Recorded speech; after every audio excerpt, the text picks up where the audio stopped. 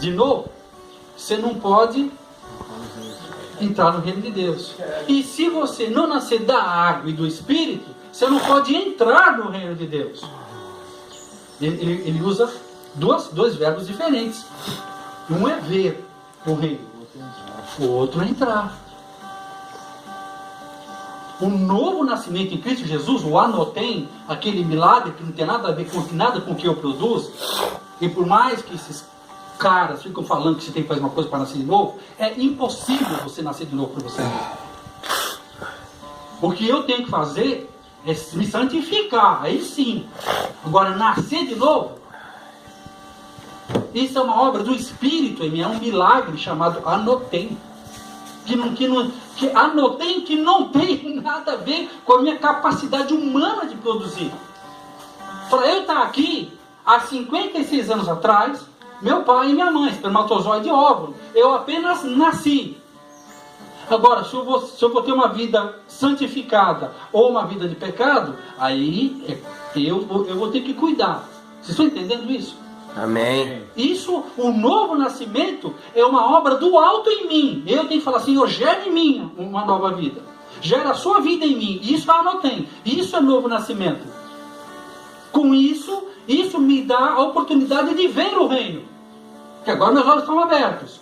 Agora a santificação, que é para eu entrar nos benefícios do reino, aí sim, aí é para eu estar debaixo daquilo que Deus está falando. Quebrando maldições hereditárias, buscando, me limpando, me santificando. Aí eu entro no reino. Uma coisa é ver, outra coisa é santificar. Eu me lembro quando eu estava no mundão, né? Tinha uns bailão que eu queria ir, mas só que era caro pra caramba, né? Tinha baile que eu só ia na porta, não tinha dinheiro para pagar para entrar, né? Então, no bailão, então, eu só ficava olhando, eu só ouvia o reino, mas não podia entrar. Mas tinha um amigo meu, que de vez em quando ele recebeu uma grana a mais no trabalho dele, ele vendia tapete, e ele ganhava uma graninha a mais, e às vezes ele ganhava uma graninha a mais, e falava, não, eu pago para você. Aí o que eu fazia? Aí eu não só ouvia o reino, eu entrava no reino. Alguém pagava e eu entrava no reino. Tem muita gente que está assim, vê o reino de Deus, tem vida, está vendo? Nasceu de novo, passou pelo milagre do anotem, mas não tem a vida abundante. Por quê? Está preso em algum lugar. E Jesus Cristo me libertou para eu me libertar. Eu não sou mais escravo, agora eu sou livre para lá e pegar aquilo que é meu. É isso que nós temos estudado aqui, passo a passo, com o tempo que Deus tem nos dado. Essas ministrações que nós vamos levar aqui semanas aqui, às vezes a gente é obrigado a dar isso em 1 hora, ou em 1 hora e pouco, quando permitem.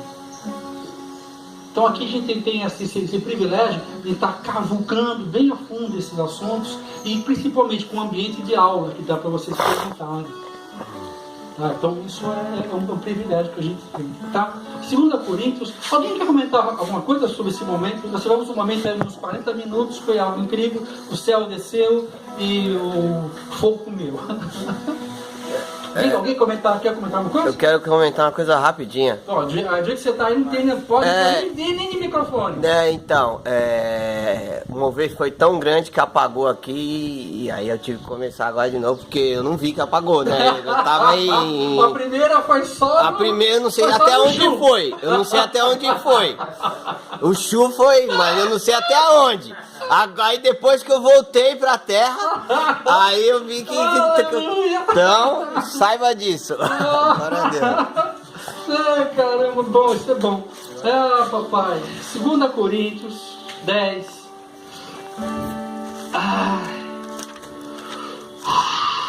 De 3 a 5. Amém. Alguém pode ler para mim aí, para me poupar um pouquinho a pergunta? Pegarão mais aqui, pai. Isso, por favor. 2 Coríntios 10, 3 a 5. do 3 ao 5. Diz assim a palavra do Senhor: todos comeram da mesma comida espiritual. 2 Coríntios. Segundo, 2 Coríntios 10.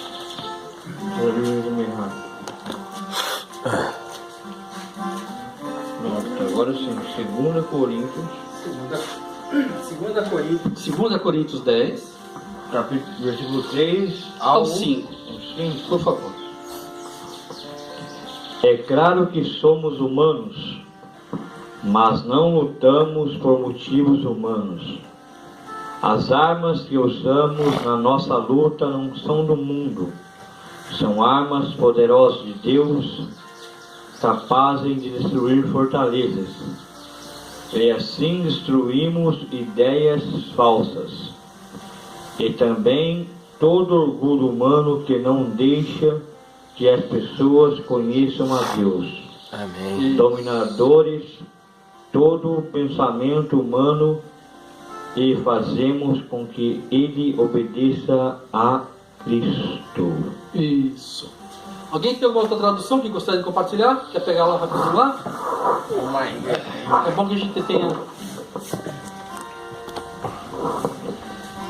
Porque as armas da nossa milícia não são carnais. Não, é do 3, né? Desculpa. Porque andando na carne, não militamos segundo a carne. Porque as armas da nossa milícia não são carnais, mas sim poderosas em Deus para a destruição das fortalezas, destruindo os conselhos e toda a altivez que se levanta contra o conhecimento de Deus, e levando cativo todo o entendimento à obediência de Cristo. Amém. Glória a Deus. Glória a Deus.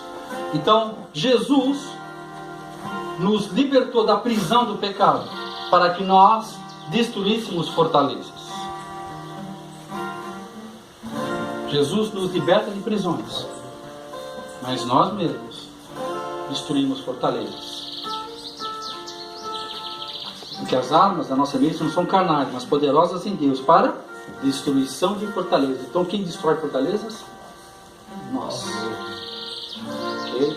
Então essa é uma guerra nossa, porém debaixo de tecnologias divinas, instruções divinas.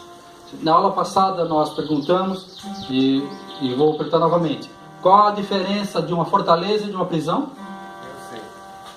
Se vai responder, pega o miczinho, por favor, para o pessoal poder ouvir também. A fortaleza é impedir de quem entra lá fora entrar para dentro, e a prisão é impedir de quem entra lá dentro sair para fora.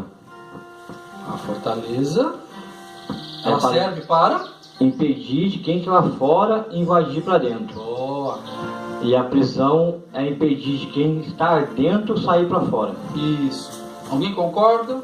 Alguém discorda? Eu sei que você concorda. Vai lá. É isso mesmo? Você ia falar isso mesmo? Estou certo disso? Então tá bom. Então, quando nós estudamos fortaleza mental, a fortaleza mental são barreiras mentais. Nós vamos trazer isso para nossas vidas, senão vai ficar apenas uma questão histórica. O que é uma fortaleza mental? Tá? Como? Alienado, pessoa alienada, pensamento alienado. Não deixa de ser, mas eu quero ser mais específico, tá? Por exemplo, nosso pai, nossa mãe, na nossa idade, criança, adolescente, você não vai ser nada, você não vai conseguir nada, você não presta para nada. Uma ideia construída dentro do pensamento. É uma ideia construída em volta do pensamento, do seu pensamento. Então constrói-se um conceito. Está entendendo? É construído um conceito, uma fortaleza, uma blindagem, boa palavra, uma blindagem, que por mais que as pessoas falem com ela, cara, eu quero que valorize o que você tem, você é alguém, aquela fortaleza impede a pessoa de receber essa verdade. Eu jamais vou conseguir me libertar dos vícios. Eu jamais vou conseguir parar de me prostituir. Eu jamais vou conseguir parar de roubar. Está entendendo? Isso é uma fortaleza mental. Ela não permite que a palavra, que a verdade penetre na nossa mente. A nossa vida é guiada por duas circunstâncias: realidade e verdade. Jesus falou que eu sou o caminho, a Verdade. De a vida. Então, o que o inimigo quer é que nós... Quantas vezes nós ouvimos falar isso? Oh, meu, cai na real, meu. Você não, cai na real, meu. Cai na real, meu. Você nunca vai sair disso. O que o inimigo está sugerindo? Anda na realidade, porque é uma realidade. Olha pra você. Olha pra você mesmo. Se liga, velho. Tá brisando aí. Você não vai sair disso. Isso é uma realidade. Mas Deus não nos chamou para andarmos na realidade. Ele nos chamou para andar numa verdade. A verdade, ela supera, ela rege realidades. Havia Moisés, o povo hebreu e o exército egípcio. Na frente, o mar. Isso é uma realidade. Quando Deus fala para Moisés, vai. Quando ele vai, o que acontece com o mar? Se abre. A verdade abre uma lacuna na realidade presente e muda a realidade presente. A verdade de Deus tem a capacidade de entrar na nossa realidade, destruir aquela realidade para estabelecer a verdade. Esse é o poder dessa palavra. É a única palavra no mundo que tem esse poder. Mas quando que isso acontece, Tex? Quando acontece um fenômeno chamado R-H-E-M-A,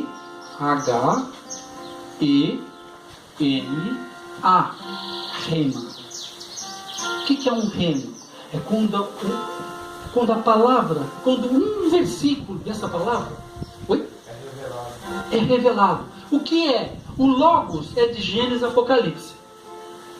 Logos é quando você lê a Bíblia na presença de Deus. Aí esse é o Logos. O rema é quando Deus lê a Bíblia para você na sua presença. Eu cada dia, toda manhã, eu e a Rosana, a gente toma um café e põe lá, Bíblia. A gente está no Logos. De vez em quando sai um rema. Pá! O que é um rema? Ele pega um versículo e salta aquele versículo ao entendimento para a minha vida. Mateus 6,6, esse é o último rema que está bombando na minha vida. E vós, entra no teu quarto em secreto, me busca em secreto, e eu em secreto te recompensarei. Agora eu entendi que quando eu entro no meu lugar secreto, que é o meu quarto, antigamente era na montanha, eu não precisa mais ir no monte. Eu pego um lugar em secreto. Quando você se debulha, quando você se prostra sobre a Bíblia, é como a Bíblia fosse um altar e você fosse um sacrifício. Tem um altar, tem um sacrifício, tem fogo. Quando o fogo vem e ilumina a palavra, e a palavra vem e sacrifica você. O que é sacrificar você? Ela vem e queima você. Ela santifica você. Consome, boa palavra, consome você. Cada vez que você pegar a sua Bíblia e procurar um lugar secreto, get ready, esteja pronto para ser consumido pelo fogo. Se hoje nós estamos aqui, é porque alguém fez isso há séculos atrás. O protestante. Quem lembra o nome dele? Martin Lutero. Ele tinha fome de Deus, mas ele não sabia o que buscar. Aí ele foi lá nas catacumbas da Igreja Católica Alemã e achou uma Bíblia. Achou uma Bíblia na igreja. Achou uma Bíblia na igreja. Uau! Um tesouro na igreja. Se fosse no boteco, se fosse no prostíbulo, mas na igreja. O que menos tinha era a Bíblia. Aí ele achou uma Bíblia, ou a Bíblia achou ele. E ele começa a ler a Bíblia. Quando ele diz que a salvação é pela graça e não pela fé, a salvação não é pela fé. A salvação é pela graça. Para manifestação de fé. Que se você entende que a fé é pela graça, então depende de mim. Errou. Errado. A salvação é pela graça. A fé é como eu me manifesto a salvação que eu recebi de graça. Então quando Martim Lutero viu que pela graça sois salvos, é dom de Deus para que você não se ensoberbeça. Ele entendeu. Então não é pelos sacramentos católicos, então não é pela minha santificação, então não é pela obediência dos sacramentos, mas é um ato do céu em minha vida.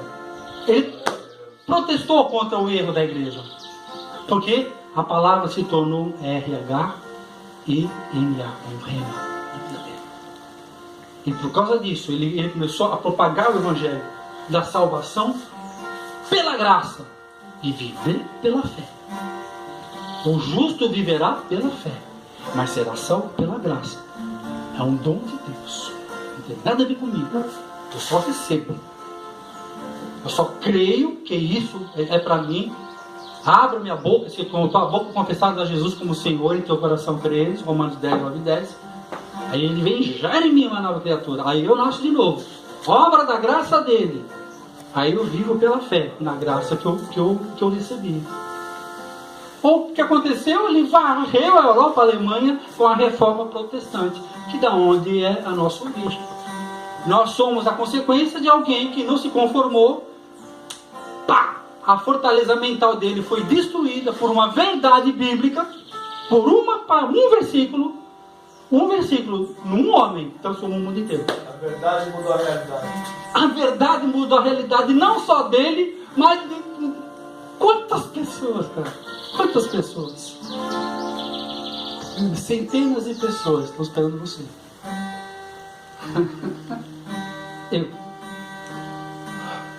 Eu.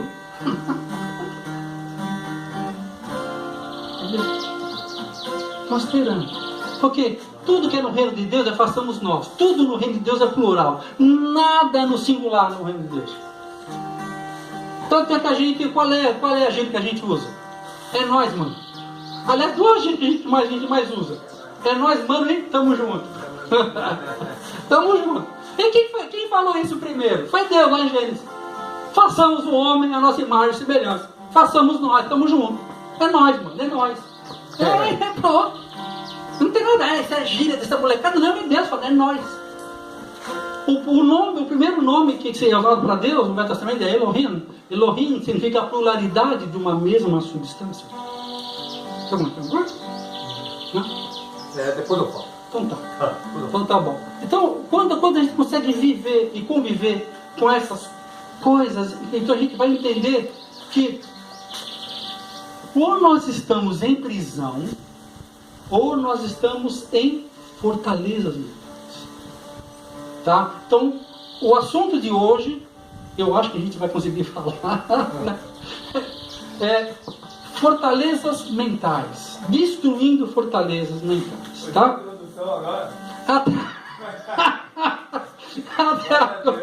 Até agora, ai meu Deus do céu, fortalezas mentais.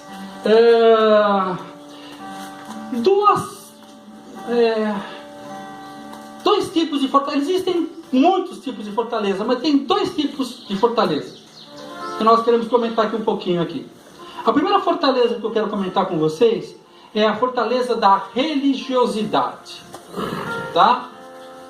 E a segunda que eu quero comentar com vocês, que também é muito usada, a gente vai descobrir em nós, chama-se justiça própria. Glória a Deus.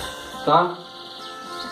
Religiosidade e justiça própria são duas fortalezas construídas com o mesmo tipo de pedra. Qual o nome dessa pedra? Orgulho. Tá? Orgulho é o fabricante e o produtor dessas pedras para construir essas fortalezas. Então, se eu pudesse resumir em poucas palavras essas duas fortalezas, eu diria o seguinte: nós estamos ainda seguindo o livro do Cote, tá? Obreiro aprovado. Eu gosto muito de uma expressão que ele usa, e isso me deixou muito à vontade. Ele fala assim: você quer usar meu livro? Pega a minha madeira, bota o seu fogo e deixa queimar. Tá? Então, realmente, sabe, eu pego a madeira que ele tem, que é a base, juntar as minhas experiências pessoais e mais aquilo que a gente tem estudado ao longo desses 10 anos nessa área de pura libertação, e deixa o fogo queimar. E isso vai traduzindo em alimento para nós, para mim e para vocês, tá? Então nós estamos ainda no livro do Cote, tá? Vamos lá. Então a primeira é religiosidade. Eu vou dar eu vou ler um resuminho aqui, tá? Uma definição de religiosidade. Religiosidade é tudo o que quero fazer para Deus, sem Deus. Definição de religiosidade é tudo o que eu quero fazer para Deus, sem Deus. Tá? Quantas vezes nós fomos na igreja, o horário do culto começa às 7h30, por exemplo. Aí das 7h30, não começa o culto. Né? Eu falo, pastor, 7h30, por que você não começou? Ele falou, porque não tem ninguém ainda, esperar chegar a gente. Aí a pergunta que eu faço é, se eu estou fazendo o culto para Deus ou para as pessoas? Se o culto for para Deus, ele já está aqui faz um tempão. Agora se o culto é para as pessoas, então esperemos que ele venha, né? Vamos ver se ele tem oportunidade. Então, muitas coisas que nós falamos que fazemos para Deus, muitas atitudes religiosas ditas crentes, porém isentas da presença de Deus. Nós fazemos porque fazemos. Quer ver uma coisa?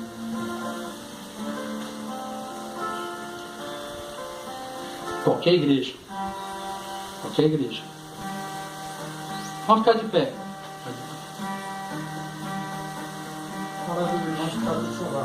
Faz. Boa. Né? Fala para mudar seu lado. Né? Quem está feliz de estar aqui? Você está contente de estar aqui? Parece um palhaço, sabe? Palhaço de circo. Vira um circo a igreja. Vamos lá. Toca umas 2, 3 musiquinhas rapidinho. Depois toca umas 2, 3 musiquinhas lentinhas. Pode se sentar. Aí troca a figurinha. Aí entra outro para falar de dízimo e oferta. Aí ele faz uma pregação de dízimo e oferta. Aí ele faz uma pregação chorosa, tentando convencer a tirar do bolso aquela notinha maior. E o dinheiro fala. A nota de 50 e de 100 tem uma boca de eu não, tira só a de 2. A de 2 é mudinha, a mudinha não vai sair de 2. Aí ele vai lá, dízimo e oferta. Aí faz aquela oração. Aí depois que quebrou tudo aquilo lá, aí bota um pregador, aí faz uma pregação. Aí no final da pregação, ele chama, o pessoal da adoração sobe, vai todo mundo. Aí ele faz uma fila. Aí faz um governo lá e acaba o culto. Quantas vezes vocês viram isso? Sempre igual. Mecânico. Sempre igual. Teve um dia, o meu pai espiritual, o Thomas, a gente estava na escola dominical. Ele começou, todo mundo estava lá, tal. Ele foi lá para frente. Quem quer aceitar Jesus? Todo mundo blasfêmia, sem apelo, choroso, sem musiquinha. Quem quer aceitar Jesus? Foi o pessoal na frente. Sem apelo, sem pregação, sem nada. Eu ia falar na Assembleia, eles dão oportunidade para o pessoal que está lá na frente de ministrar alguma coisa para Deus. Sim, um traz cântico, outro traz salmos, outro traz isso. Né? Mas a gente não está falando assim, a gente está falando das mesmices. Sabe por quê? Porque a gente cria uma regra. Uma vez eu estava num culto de uma igreja e vi uma unção de alegria, de riso no espírito, que a igreja tinha umas 400, 500 pessoas, e a unção tomou. Começou um rindo ali, daqui a pouquinho a unção foi porque a alegria do Senhor vai tocando as pessoas e as pessoas vão sendo curadas. Deu 9h30, o cara mandou o Espírito Santo parar, fechar a igreja, porque senão vai atrapalhar os outros. Ele literalmente falou, gente, são 9h30, pode acabar, pode parar, e as pessoas sendo curadas, a unção fluindo. Ele mandou parar tudo, apagar a luz e mandar as pessoas embora. Você está entendendo o que eu estou falando? Fortaleza mental. A fortaleza. São paredes que nos impossibilitam o fluir do Espírito. Nós temos que ter uma flexibilidade. Como hoje foi um dia atípico. E eu não espero que seja todo dia como foi hoje. Hoje foi glorioso. Mas foi hoje. É o que ele queria para hoje. E se eu impeço isso? Eu teria encerrado a oração dele, o clamor deste, a adoração dele, que foi magnífica ali.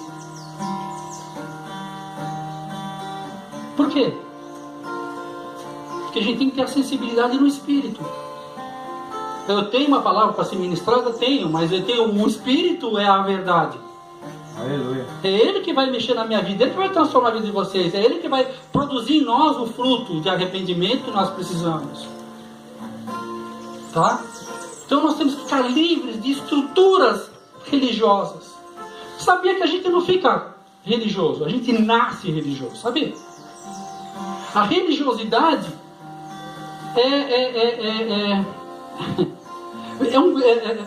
vem junto com a nossa herança adâmica. Está entendendo? Todo o ofício apostólico e profético é arrancar a religiosidade de você e deixar a espiritualidade fluir.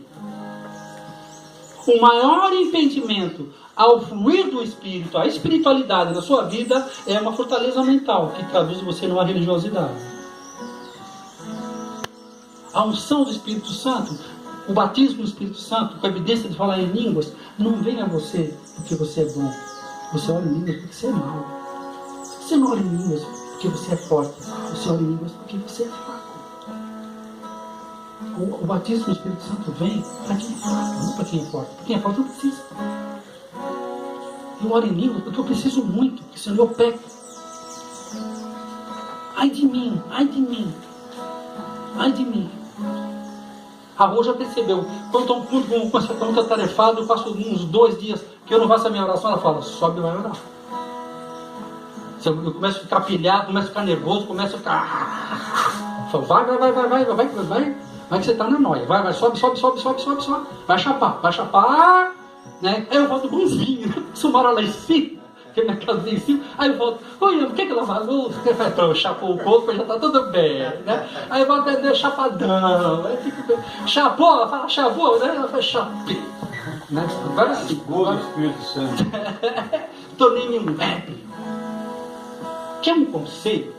Chapa. Pega um cantinho e chapa um pouquinho. Aleluia! Aleluia! Porque para isso nós fomos criados. Você sabia que 70% da nossa mente, do homem, é para sexo? Sabia? Para a mulher só 30%, para a mulher 70%. Os outros 30%, nada. Resumidamente. Que a coisa mais gostosa do que fazer sexo depois de fazer nada. Não, fazer nada não, com controle remoto, entendeu? Porque nós somos criados para isso. Por quê? Porque 70% nosso é para estar na presença de Deus. Quem já deu uma cheiradinha nele, quem entrou no Santo dos Santos, sabe que a sensação é muito parecida com a sensação do orgasmo.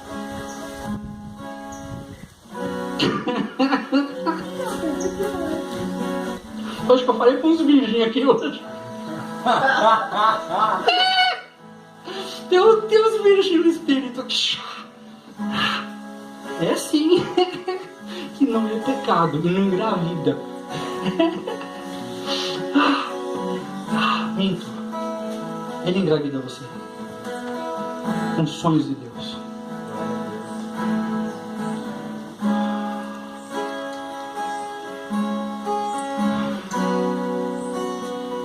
Ele quer nos tirar de prisões e fortalezas e que a gente voe livre nas asas da adoração.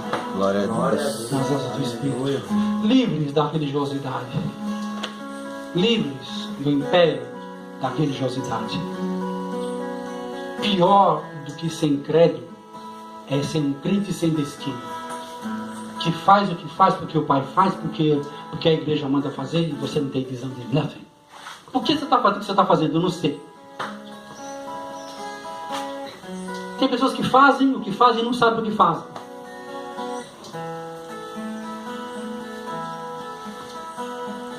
falar. Não, quer falar uma coisa, não vou falar não. Falar, não, depois o pessoal me proíbe de ir em alguns lugares. Não, você não pode ir não, você fala umas coisas que o pessoal fica sabendo, aí a gente não tem mais controle sobre ele, sobre bom.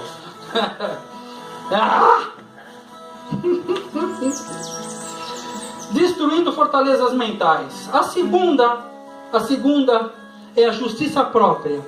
A definição simples de justiça própria é tudo que Deus teria que fazer para mim e não fez. É tudo que eu acho que Deus deveria ter feito para mim e não fez. É quando eu culpo a Deus pelas coisas que acontecem em minha vida. E é muito comum esse caminho em nós. É quando você fez. Eu fui no culto na igreja até no dia que não tem culto. Eu fui no culto, paguei meu dízimo e oferta. Eu fiz isso e nada mudou na minha vida. O que você está falando? Por entre linhas, o que você está falando? Eu fiz o que eu tinha que fazer com você. Deus com as paredes. Boa. Você não vai ganhar com Deus. Boa. É isso que Deus queria arrancar de Ló. Justiça própria. Ele fazia confissão de holocausto de pecado mesmo antes dos pecados serem cometidos. Controlador.